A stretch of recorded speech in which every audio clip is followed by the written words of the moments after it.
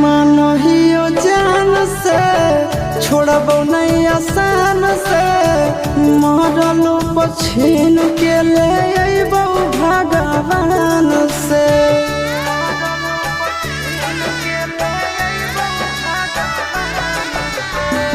मानहियो जान से छोड़बो नहीं आसान से मरलो पछीन के ले अइबो भगवान से।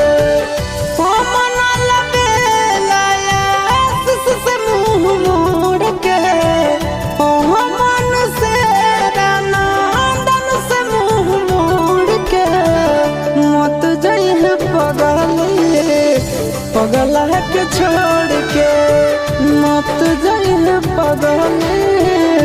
पगला के छोड़ के।